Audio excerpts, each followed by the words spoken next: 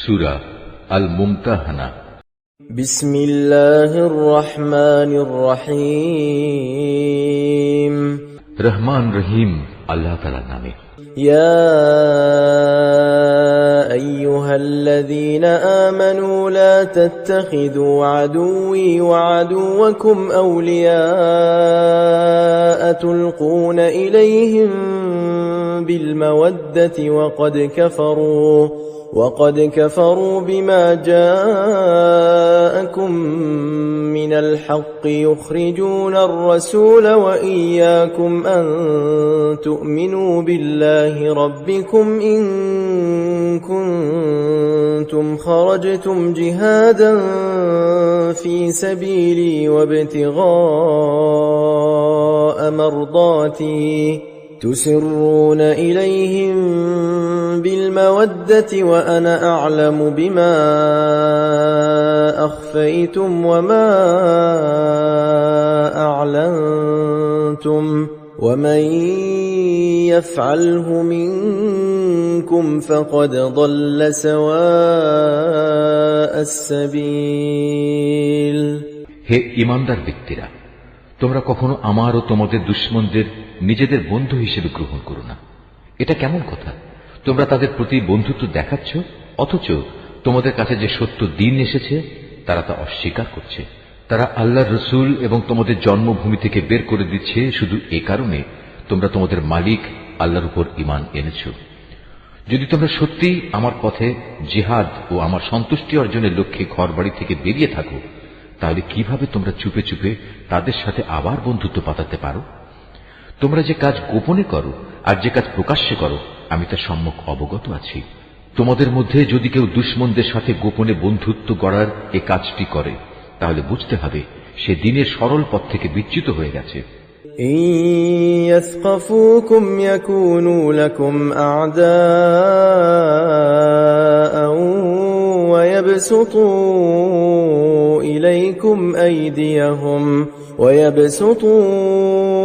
إليكم أيديهم وألسنتهم بالسوء وودوا لو تكفرون।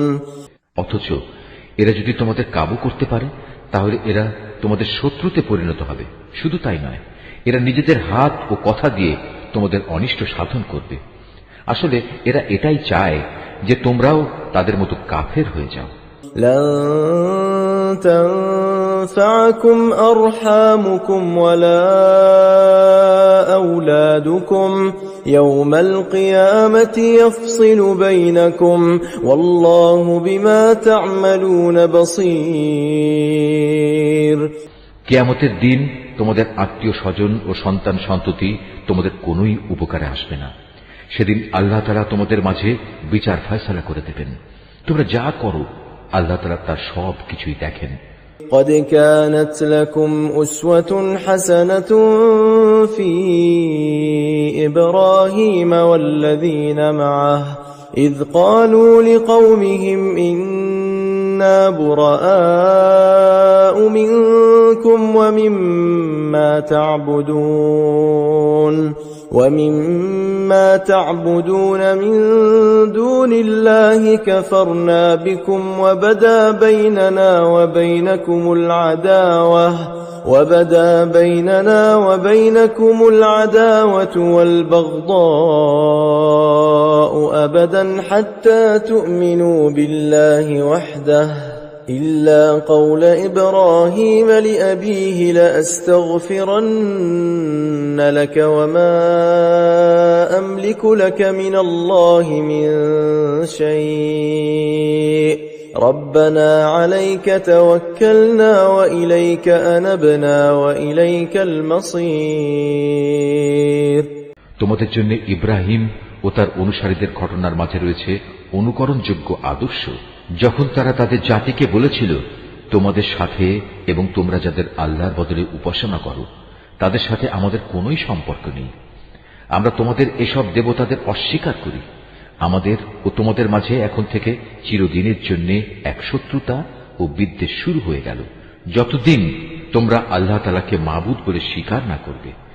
কিন্তু এ ব্যাপারে ইব্রাহিমের পিতার উদ্দেশ্যে বলা এই কথাটি ব্যতিক্রম, যখন সে বলেছিল, আমি তোমার জন্য আল্লাহর দরবারে অবশ্যই ক্ষমা প্রার্থনা করব। অবশ্য আল্লাহর কাছ থেকে ক্ষমা আদায় করার আমার কোন এখতিয়ার নেই। ইব্রাহিম ও তার অনুসারীরা বলল, হে আমাদের মালিক, আমরা তো কেবল তোমার উপর ভরসা করেছি এবং আমরা তোমার দিকেই ফিরে এসেছি এবং আমাদের তো তোমার দিকেই ফিরে যেতে হবে। ربنا لا تجعلنا فتنة للذين كفروا واغفر لنا ربنا إنك أنت العزيز الحكيم। হে আমাদের মালিক, তুমি আমাদের জীবনকে কাফেরদের নিপীড়নের নিশানা বানিও না।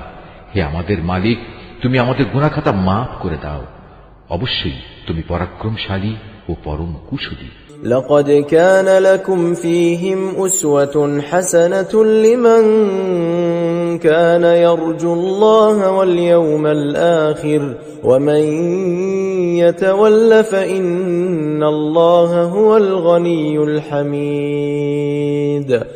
তাদের জীবন চরিত্রের মাঝে অবশ্যই তোমাদের জন্য এবং সেসব লোকের জন্য অনুকরণযোগ্য আদর্শ রয়েছে, যে ব্যক্তি আল্লাহ তাআলা এবং শেষ বিচারের দিনে কিছু পাবার আশা করে। আর যদি কেউ আল্লাহ তাআলা থেকে মুখ ফিরিয়ে নেয়, সে যেন জেনে রাখে আল্লাহ তাআলা কারো মুখাপেক্ষী নন এবং তিনি সকল প্রশংসার মালিক। عسى الله أن يجعل بينكم وبين الذين عاديتم منهم مودة والله قدير والله غفور رحيم। এটা অসম্ভব কিছু নয়।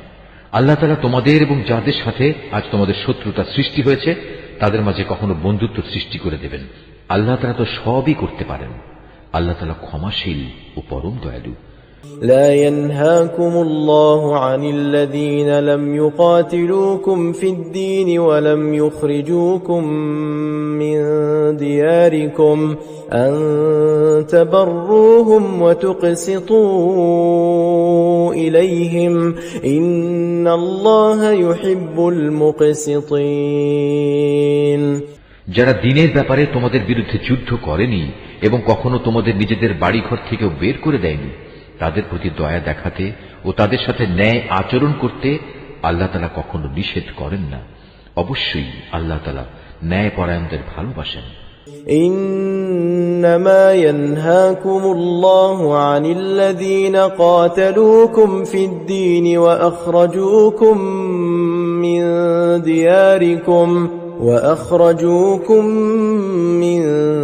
دياركم وظاهروا على إخراجكم أن تولوهم ومن يتولهم فأولئك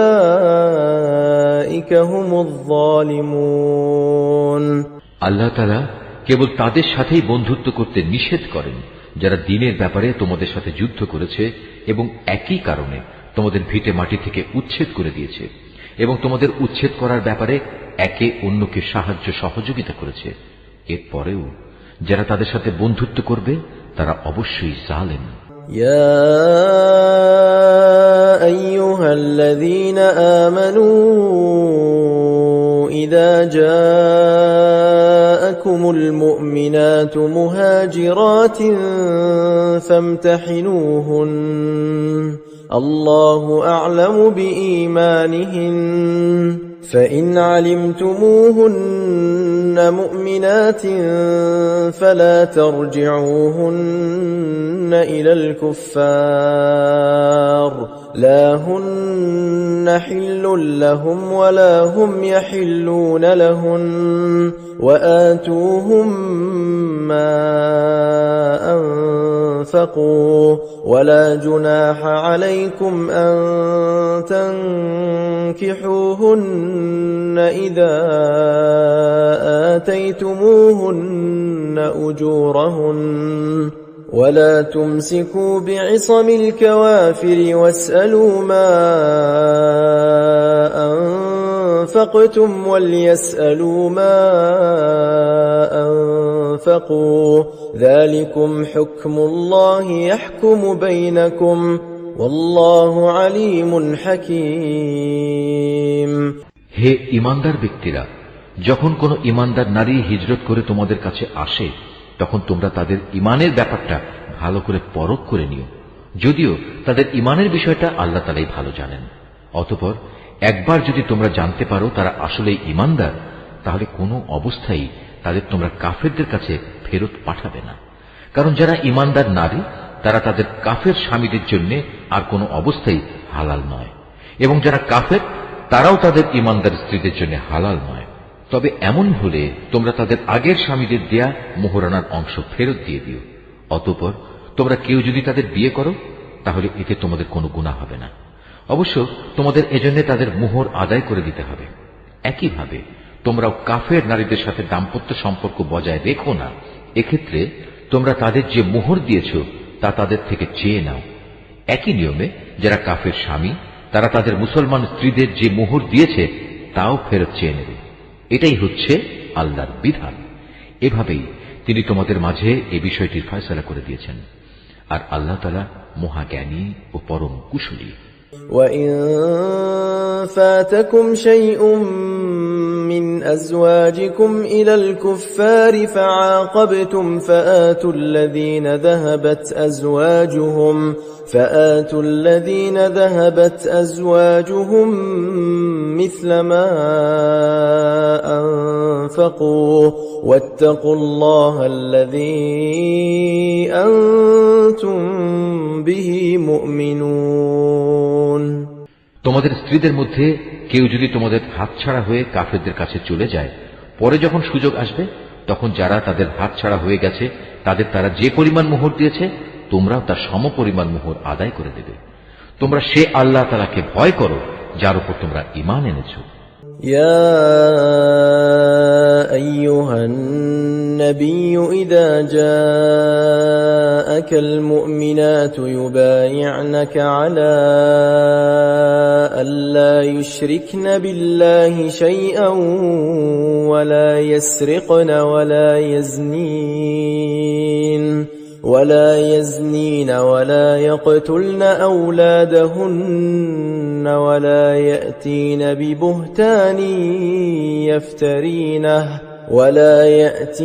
ببهتان يفترينه بين أيديهن وأرجلهن ولا يعصينك في معروف فبايعهن واستغفر لهن الله إن الله غفور رحيم। হে নবী, যখন কোন ঈমানদার নারী তোমার কাছে আসবে এবং এই বলে তোমার কাছে আনুগত্যের শপথ করবে তারা আল্লাহর সাথে কাউকে শরীক করবে না, চুরি করবে না, ব্যভিচার করবে না, নিজেদের সন্তানদের হত্যা করবে না, নিজ হাত ও নিজ পায়ের মাঝখান সংক্রান্ত বিষয় তথা অন্যের ঔরসজাত সন্তানকে নিজের স্বামীর বলে দাবি করার মারাত্মক অভিযোগে অভিযুক্ত হয়ে আসবে না এবং কোন সৎ কাজে তোমার নাফরমানি করবে না, তাহলে তুমি তাদের আনুগত্য গ্রহণ করো এবং তাদের আগের কার্যকলাপের জন্য আল্লাহর কাছে ক্ষমা প্রার্থনা করো। আল্লাহ তাআলা অবশ্যই ক্ষমাশীল ও পরম দয়ালু। يا أيها الذين آمنوا لا تتولوا قوما غضب الله عليهم قد يئسوا من الآخرة كما يئس الكفار من أصحاب القبور। হে ঈমানদার ব্যক্তিরা, আল্লাহ তাআলা যে জাতির উপর গজব দিয়েছেন তাদের সাথে বন্ধুত্ব করো না। তারা তো শেষ বিচারের দিন সম্পর্কে সেভাবেই নিরাশ হয়ে পড়েছে যেমনি ভাবে কাফেররা তাদের কবরের সাথীদের ব্যাপারে হতাশ হয়ে গেছে। নিশ্চয়ই আল্লাহ যা বলেছেন সত্য বলেছেন।